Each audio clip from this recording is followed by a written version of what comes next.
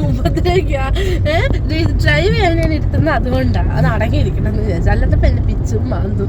ഇപ്പോഴും ഡ്രൈവ് ചെയ്യുകയാണെങ്കിൽ ഇതിന് ഒരു മാറ്റമില്ല. ഇതൊക്കെ ഞാൻ ഇടും യൂട്യൂബില്. ചുമ്മായിട്ട് പിച്ചോ എന്നെ പിച്ചോ, ഞാനും പിച്ചട്ടെ. എന്താ അപ്പൊ സുഖം വരുമല്ലോ അല്ലേ? ഓഹോ, അപ്പൊ ഞാൻ വണ്ടി ഓടിക്കുമ്പോ ഇത് ബാധകമല്ലേ? ഓഹോ,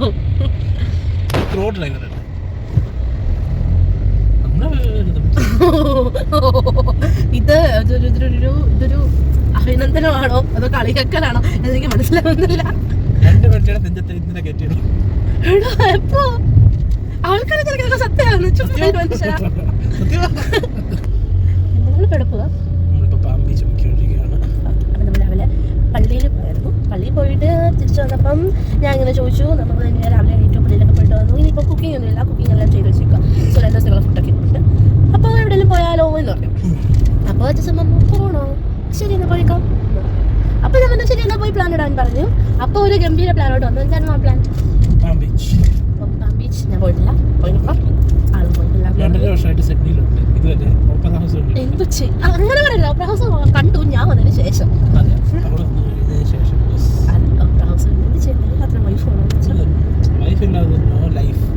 അതെ. അത് നിങ്ങൾക്കറിയാം, ഇവിടെ വന്നു കഴിഞ്ഞാൽ 5 മണിയാകുമ്പോൾ ഓൾമോസ്റ്റ് എല്ലാ കടകളും അടയ്ക്കും. പിന്നെ ഗ്രോസറി ഷോപ്സ് മാത്രം ഒരു 9 മണി വരെയൊക്കെ തുറന്നിട്ടുണ്ടാവും. അത് സൂപ്പർ മാർക്കറ്റ്സ് മാത്രം. വേറെ ഒരു ഷോപ്പുകളും നമുക്ക് 5 മണി കഴിഞ്ഞാൽ തുറന്ന് കാണാൻ പറ്റത്തില്ല. ഈവൻ മെഡിക്കൽ സ്റ്റോഴ്സ് പോലും. ചേച്ചി അങ്ങനെ എന്തെങ്കിലും കൾച്ചറൽ ഷോപ്സ് പറയാനുണ്ടോ?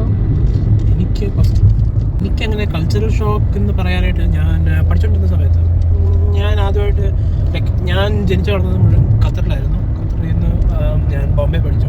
ഇവിടെ എല്ലായിടത്തും നമ്മുടെ ഇന്ത്യൻ രീതി ഉണ്ടല്ലോ, നമ്മുടെ ടീച്ചേഴ്സിൻ്റെ അടുത്ത് ചോദിച്ച് പെർമിഷൻ മേടിച്ച് ബാത്റൂമിൽ പോകണമെങ്കിൽ, വെള്ളം കുടിക്കണമെങ്കിൽ, അങ്ങനെയുള്ളൊരു സിസ്റ്റം ആയിരുന്നല്ലോ പണ്ടത്തെ. ആ ഒരു സിസ്റ്റത്തിൽ നിന്ന് നമ്മൾ മാറി നമ്മൾ ഇവിടെ വന്നു കഴിയുമ്പോൾ നമുക്ക് എന്ത് വേണമെങ്കിലും നമുക്ക് ചെയ്യാം. ലൈക്ക് ഞാൻ നമുക്ക് ക്ലാസ്സിൽ നിന്ന് ഇറങ്ങി പോകണം, ചോദിക്കാൻ ഇറങ്ങിപ്പോൾ ഫുഡ് കഴിക്കാൻ പറ്റും, എന്ത് വേണമെങ്കിലും ചെയ്യാം. നമുക്ക് റിയലി ഡോണ്ട് മൈൻഡ് നമ്മൾ എന്ത് ചെയ്താലും. പിന്നെ അതുപോലെ ആയിരുന്നു ടീച്ചേഴ്സിനെ പേര് വിളിക്കുന്നത്. ഞങ്ങളുടെ ടീച്ചേഴ്സിനെ സ്റ്റെഫ്നി, മെലിൻഡ, ഇങ്ങനെയുള്ള ടീച്ചേഴ്സ് എല്ലാവരും ഞങ്ങൾ പേര് വിളിക്കുന്നത് വെച്ചാൽ അന്നത്തെ കൾച്ചർ ഷോക്ക്. ഞങ്ങളുടെയൊക്കെ ടീച്ചേഴ്സിനെ മാം അല്ലെങ്കിൽ മിസ് എന്നൊക്കെയാണ് വിളിച്ച് ഞങ്ങൾക്ക് ശീലം. അതെ എനിക്ക് ഓർമ്മയുണ്ട്. ഞാനാണെങ്കിൽ എൻ്റെ മാസ്റ്റേഴ്സ് സ്റ്റാർട്ട് ചെയ്യുന്ന സമയത്ത് ആദ്യത്തെ ഒരു മാസം എനിക്ക് ഭയങ്കര പാടായിരുന്നു. അത് കാരണം ഞാൻ ചെന്നിട്ട് ഡയറക്റ്റ് എക്സ്ക്യൂസ് മീ എന്നൊക്കെ പറഞ്ഞിട്ട് ഞാൻ അതിൽ ചോദിക്കും. കാരണം പേര് വിളിക്കാൻ വയ്യ, മിസ് ടീച്ചറൊന്നും വിളിക്കാൻ പറ്റത്തില്ലല്ലോ.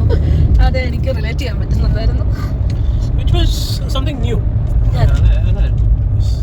നമ്മളിപ്പോൾ കാട്ടിൽ കൂടിയാണ് പോയിക്കൊണ്ടിരിക്കുന്നത്.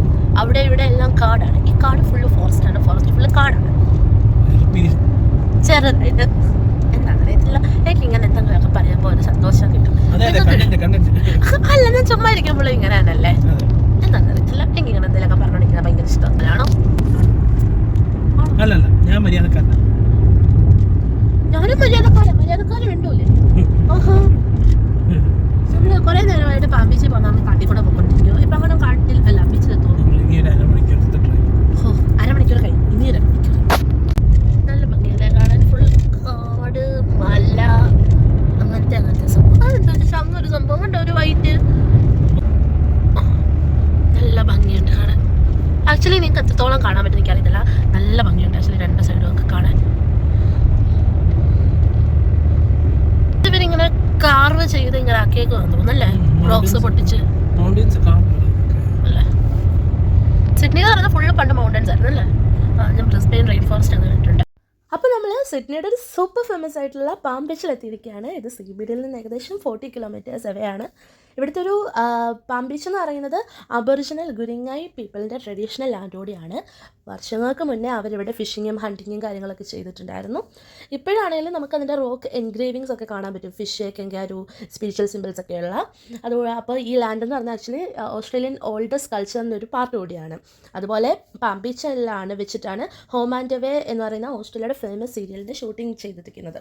അതുപോലെ ബീച്ചിൻ്റെ ഒരു സൈഡ് ഭയങ്കര സ്വിമ്മിങ്ങിനൊക്കെ വേണ്ടി ഭയങ്കര പെർഫെക്റ്റ് ആണെങ്കിൽ മറ്റൊരു സൈഡിൽ നല്ല വേവ്സ് ഉണ്ട്. സർഫിംഗ് ഫാൻസിനൊക്കെ വേണ്ടി അടിപൊളിയായിരിക്കും. അതുപോലെ പാം ബീച്ച് എന്ന് പറയുന്നത് മില്യണേഴ്സ് ബില്യണേഴ്സ് പ്ലേ ഗ്രൗണ്ട് എന്നുകൂടി അറിയപ്പെടുന്ന സ്ഥലമാണ്. കാരണം ഇഷ്ടംപോലെ ലക്ഷറിയസ് ആയിട്ടുള്ള ഹൗസസും പിന്നെ സെലിബ്രിറ്റീസൊക്കെ വരാറൊക്കെ ഉള്ളൊരു സ്പോട്ടാണ്. സോ നമ്മളിപ്പോൾ ഉള്ളത് history, culture, photoshoots and beach fun എല്ലാം ഒരുമിച്ച് കിട്ടുന്ന ഒരു പെർഫെക്റ്റ് ഡെസ്റ്റിനേഷനിൽ കൂടിയാണ്. ഞാൻ ടാക്സി എടുക്കുന്നതുകൊണ്ട് എനിക്ക് നിർത്തുന്നില്ല.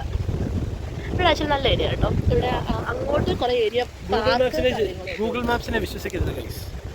ഗൂഗിൾ മാപ്സ് നമ്മളെ ചതിക്കും. എന്നിട്ട് ഞങ്ങൾ അഴീക്കലെ ബീച്ചിൽ പോയിട്ട് ഏതോ ഒരു സ്ഥലത്ത് കൊണ്ട് എത്തിച്ചു. ഇരിക്കാനും പറ്റില്ല, ചെയ്യാനും പറ്റില്ല. ഇന്ന് ഞങ്ങളുടെ എത്തിയതായിരുന്നു. പിന്നെ ഞങ്ങൾ ചോദിച്ചെടുത്തി. പക്ഷെ നല്ല ഏരിയ, ഭയങ്കര ക്വയറ്റായിട്ടുള്ളൊരു ബീച്ച് വേണമെന്നുള്ളവർക്ക് ആസ്വദിക്കാൻ പറ്റിയൊരു സ്ഥലം. അടിപൊളി. അത് കഴിഞ്ഞിട്ട് ഞാൻ വിചാരിച്ചു കുറച്ച് നേരം അവിടെ നിന്ന് ഇറങ്ങി നടക്കാമെന്ന്. കാരണം നല്ല ഭംഗിയായിരുന്നു ഇതുവരെ നടക്കാൻ. ഈ ചെറിയൊരു തണുപ്പും ചെറിയ കാറ്റും എല്ലാമായിട്ട് നല്ല ഭംഗിയുണ്ടായിരുന്നു. സോ അങ്ങോട്ട് ഇച്ചിരി ഏറെ നടക്കാനും ഉണ്ടായിരുന്നു. അങ്ങനെ ഞാനങ്ങനെ നടക്കാമെന്ന് കരുതി നടന്ന് നീങ്ങുമ്പോഴുണ്ടല്ലോ, അവിടെ ഏതാ ആ പ്രൈവറ്റ് വില്ലാസിൽ നിന്നുള്ള എക്സിറ്റിൻ്റെ അവിടെ ഒരു വലിയ പട്ടി. പിന്നെന്താ നടന്നതെന്നറിയോ? ഒരു പട്ടിയെ കണ്ടപ്പോ അവള് ഭർത്താവിനെയും വേണ്ട, നീ കണ്ടോ, ഒറ്റ ഓട്ടം.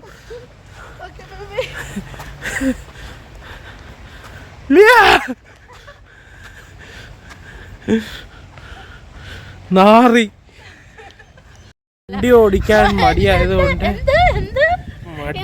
പള്ളിയിൽ പോയപ്പോ അങ്ങോട്ട് ഓടിച്ച തിരികെ ഓടിച്ച ഞാൻ ഇങ്ങോട്ട് ഓടിക്കാൻ പറഞ്ഞാണ്. അപ്പൊ ഗൈസ് ഞങ്ങൾ രണ്ടുപേരുടെ കൂടിയാ പിന്നെ ഇങ്ങനെയൊക്കെയാണ്. നിങ്ങൾക്ക് അത് ഇഷ്ടപ്പെട്ടെന്ന് വിചാരിക്കുന്നു. വീണ്ടും കൂടുതൽ വീഡിയോസിനായി ലൈക്ക് ചെയ്യുക, ഷെയർ ചെയ്യുക, സബ്സ്ക്രൈബ് ചെയ്യുക. വീണ്ടും കാണുന്നവരെ ബൈ ബൈ.